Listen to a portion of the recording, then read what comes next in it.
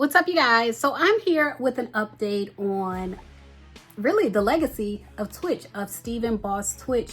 There's been an update to the legacy that he left behind. His widow, Allison Holker, and the media, including People magazine, is now painting him as a drug addict. He's being painted as a drug addict, despite, with his autopsy showing that there were no drugs in his system, no drugs or alcohol at the time of his demise.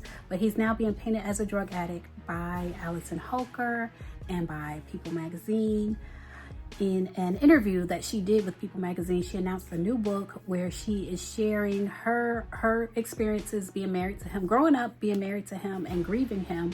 And she's sharing what she found in his possessions, like the drugs she found. And she's also sharing his diary in her book, like pages of his diary.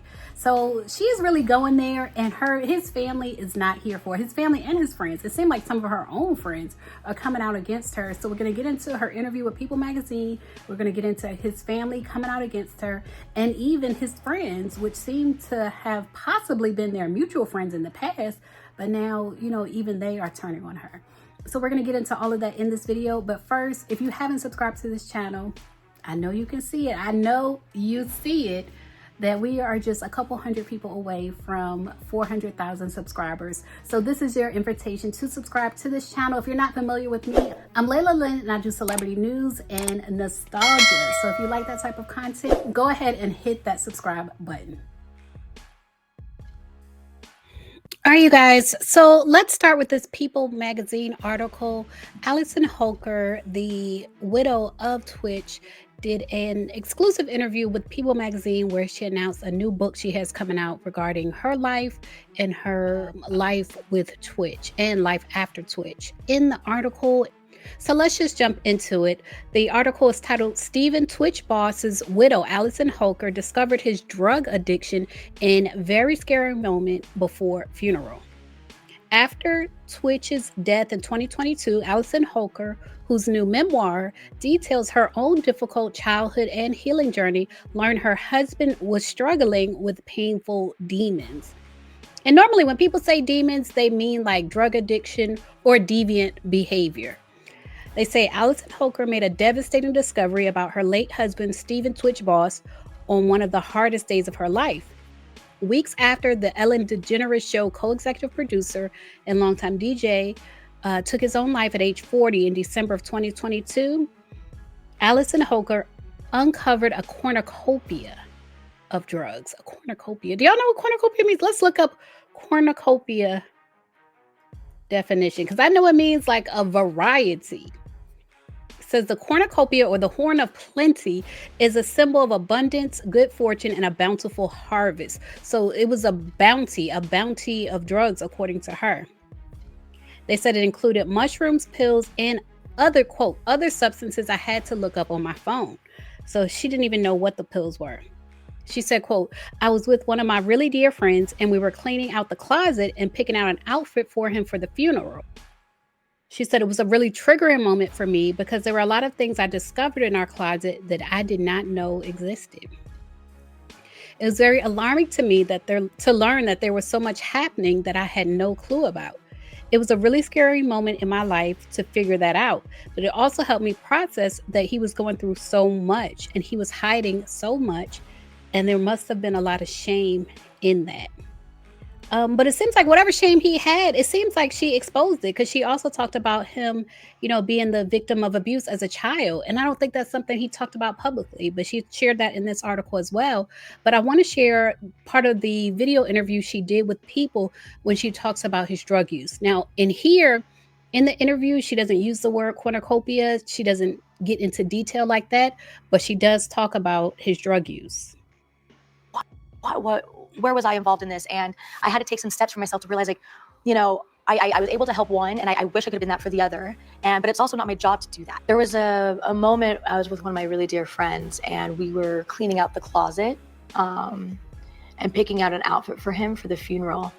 And it was a really triggering moment for me because there was a lot of things I discovered in our closet that I did not know existed. And it was very alarming to me to learn that there was so much happening that I had no clue. So it was a really scary moment in my life to figure that out. But it also helped me process that he was going through so much and he was hiding so much, and there must have been a lot of shame in that. And he was wrestling with a lot inside himself, and he was trying to self-medicate and cope with all those feelings because he didn't want to put it on anyone, because he loved everyone so much. He didn't want other people to take on his pain. But it was very alarming and scary to find those things and have never known.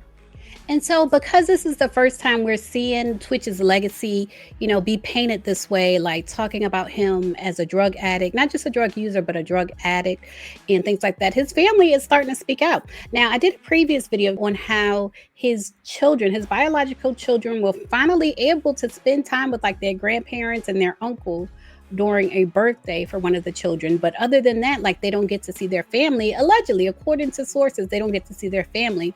So if you missed that video, there's a link to it in the top right-hand corner.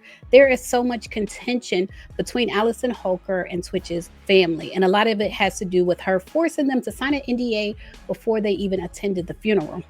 Even the mother had to sign an NDA before she could attend her son's funeral. That's a lot. And so his cousin Danielle, Big L, is speaking out on Twitter.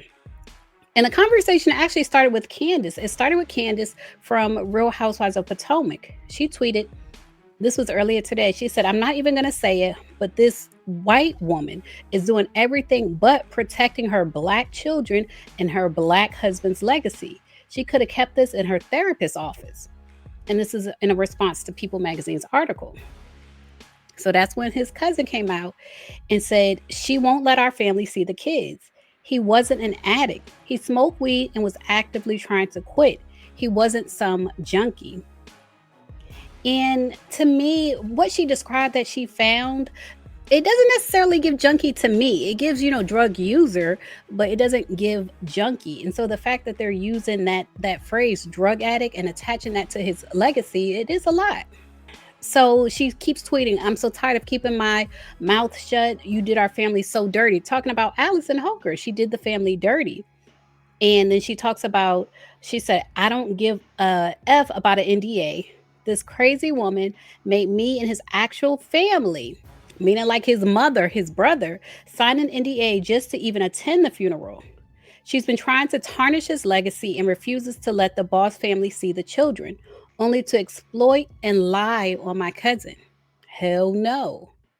Then someone said, it sounds like you need to be documenting a YouTube and TikTok story time to make the money and document this. And you could tell, like, this is not even about money. You could just tell from the way she's talking. She said, I don't need to make money off them. Money doesn't move me at all. This is about what's right, and I don't feel she's being right. Then someone asked about, how did she get you to sign the NDA? They said, wait, she had y'all sign the NDAs at the funeral before y'all walked in, or she sent it another way prior to the funeral? It's clear she possibly got paid for an exclusive story with People Magazine. And she responded, as we walked in, they were being passed out. And then she posted a tweet that's really interesting. It's the autopsy report that shows no drugs in his system. She said the autopsy report is public, bro. He didn't even have anything in his system when he died. And let's get to it. Let's take a look at the pictures. It says, according to, and this is Us Magazine, according to the new autopsy and police report obtained by Us Weekly on Wednesday, May 24th, no drugs or alcohol were found in Boss's system at the time of his death.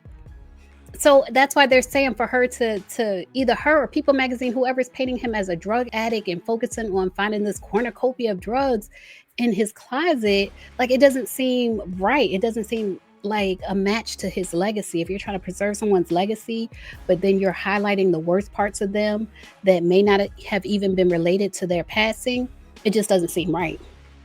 So his cousin is not the only person speaking out. This is also someone he worked with, Courtney Ann Platt. I believe she's a dancer, but she worked with him on So You Think You Can Dance. And she's speaking out too. Like, his friends and family are all speaking out. And she posted, anyone who knows me knows I go straight to the source during a conflict and handle my business. But since there's clearly no shame in being so public, I haven't said a word in 2 years, but here I go. I was there the moment you both connected. She was a dancer on the show. She said, I was there the moment you both connected. I was there the day you got engaged. I stood by your side on your wedding day. I was in your home the day he died. I was by your side because your husband was my family. It didn't matter how often we spoke, how often we saw each other. We were bonded forever. This is by far the most tacky, classless, opportunistic act I have ever seen in my entire life. We all had to sign some weird, here we go with the NDAs again. We all had, and it's so strange. It's so strange. These NDAs are so strange. She said, we all had to sign some weird NDA to attend his funeral, even his own mother, who you've treated like garbage this entire time. And let's just remember, you wouldn't have even had a husband if it wasn't for her. Not to share anything or ruin his name, as if that was on anyone's mind in the first place. And here you go and write a book with all the dirty laundry, smearing his name and attempting to dim the bright, loyal, loving light that was your husband, my friend. Whether any of it's true or not is actually beside the point. This is how you protect the boss name you so quickly dropped on your social media platforms 48 hours after he passed. It's so clear why people have so many conspiracy theories about this woman. Like, it's so clear. But I'm not even going to get into it in this video. We're just talking about people reacting to her painting Twitch as a drug addict. She said, this is how you protect his children from any further humiliation, hurt, and despair. This is what you want them to remember about him. You have moved on. You're living your life. You're on every carpet you can get on, every celebrity row you can sit in, every magazine you can be in, and you needed to do this. Get a journal, a therapist, a friend, but publishing a book shamelessly sharing the pages of your husband's journal, that's another thing. If you read the entire People magazine article, it mentions that he kept like a diary of some sort, and she shared his diary in her book. In her book, she shared his diary. She said, what a joke. Yes, he took his own life, which is a fact all of us still can't fathom. And he was clearly having mental health issues, hurting so deeply. And this is your example of empathy, of your love. This smear campaign for a buck is absolutely not what he would have ever wanted. No matter how bad he was hurting, not for a second. You're a living, breathing bulldozer. Stick to your own demons. Because remember, she said Twitch was battling demons. And I guess this woman is saying clearly, you got demons too. Stick to your own demons. Shame on you, Allison. Shame on your money-hungry team. Let my friend rest in peace. Not your PR. So y'all, leave a comment. Let me know what y'all think about this mess. What do y'all think about what Allison Holker is doing to Twitch's legacy? Do you think it's right for her to expose and paint him as a drug addict when the autopsy showed no alcohol or drugs? Do you think it's right for her to tarnish his legacy in that way?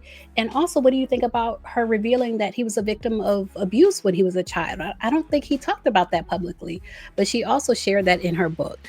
So y'all leave a comment. Let me know what you think about this situation, and pray for the family of Twitch, Stephen Twitch boss. Layla, Layla, Layla,